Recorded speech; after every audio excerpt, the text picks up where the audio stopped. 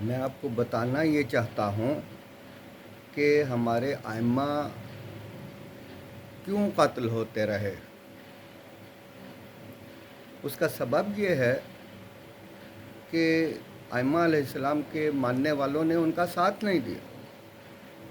ہر زمانے میں مسلسل دشمن کی سازش یہ رہی ہے کہ امام جب بھی طاقتور ہونے لگے اور اس کے ماننے والے ایک طاقت بنے تو اس میں جو ہے امام کو قتل کر دو اور اس کے ماننے والے خود بخود منتشر ہو جائیں گے، طاقت ختم ہو جائے گی، طاقت منتشر ہو جائے گی۔ مولا علی علیہ السلام نے اس لیے فرمایا اپنی وصیت میں اپنے بیٹوں کو کونو للظالم خصمن وللمظلوم عونا، ظالم کی جڑوں کو اکھاڑ دو اور مظلوموں کی مدد کرو۔ اور مظلوم جب اکٹھے ہو جاتے ہیں تو امام طاقتور ہو جاتا ہے، اور پھر امام ظالم کو اور ظلم کو نابود کرنے میں کامیاب ہو جاتا ہے۔ بدقسمتی سے صدیوں سے ہمارے ائمہ کے ساتھ یہی صورتحال رہی کہ ان کے ماننے والے جو ہے جب طاقت بنتے رہے انہیں منتشر کیا جاتا رہا، امام کو قتل کرتے رہے، امام قتل ہو جاتے رہے۔ اگر مظلوم طاقتور ہو جائیں اور مظلوم امام کا ساتھ دینے لگیں تو پھر موسیٰ فرعون جیسے کو دریا میں ڈبو کے غرق کر دیتا ہے اور اللہ ان کا مددگار ہو جاتا ہے ان مظلوموں کا۔ آپ طالوت کو دیکھ لیں کہ اس کے ساتھی جب مضبوط ہو جاتے ہیں ان سے امتحان لیا جاتا ہے، وہ امتحان میں بھوک اور پیاس کی امتحان سے کامیاب ہو جاتے ہیں۔ داؤد علیہ السلام کا ایک پتھر جالوت کو فنار کر دیتا ہے۔ مظلوم جب طاقت بن کر اکٹھے ہو کر امام کی طاقت بن کر امام کے پیچھے کھڑے ہو جاتے ہیں تو امام کو کوئی قتل نہیں کر سکتا بلکہ ظالم قتل ہو جاتا ہے۔ آخری امام کا زمانہ ہے، آخری امام سے اس کے مظلوم شیعہ تنہائی میں زندگی گزار رہے ہیں۔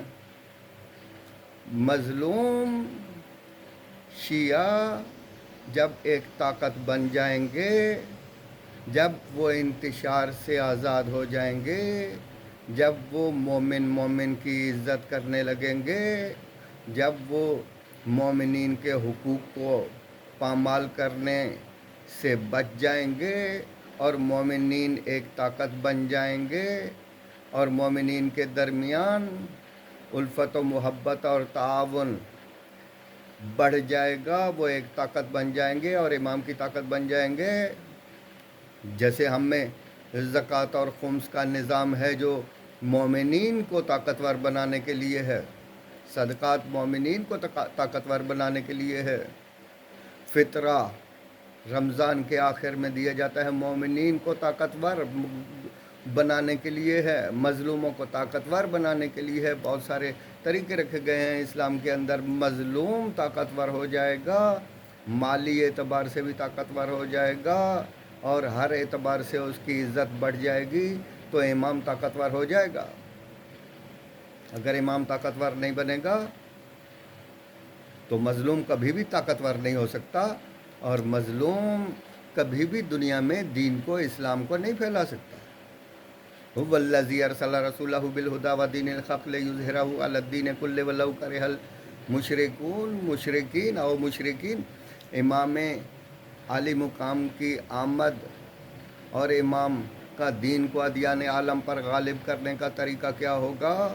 امام مظلوموں کو ساتھ ملائیں گے۔ مظلوم امام کے منتظرین ہیں، مظلوم عزادار۔ سب سے بڑا مظلوم امام حسین، اور امام حسین کے عزادار سب سے زیادہ مظلوم۔ امام حسین علیہ السلام کے عزادار عزاداری کی طاقت سے یکجا ایک پلیٹ فارم پر ہو کر امام مہدی علیہ السلام کی طاقت بن کے امام مہدی علیہ السلام کے قیام کو مؤثر بنا کے یزیدی وقت کی یزیدیت اور ظلم کو نیست و نابود کر کے نظام عدل اسلامی کو نافذ کرنے میں کامیاب ہو جائیں گے۔ لیکن اگر ہم مومنین بہت ساری دنیاوی مصیبتوں میں گرفتار رہیں گے اور ہم تتر بتر رہیں گے. ہم کبھی مختلف بہت ساری ایسی کیفیات ہیں جن میں ہم جکڑے ہوئے ہیں.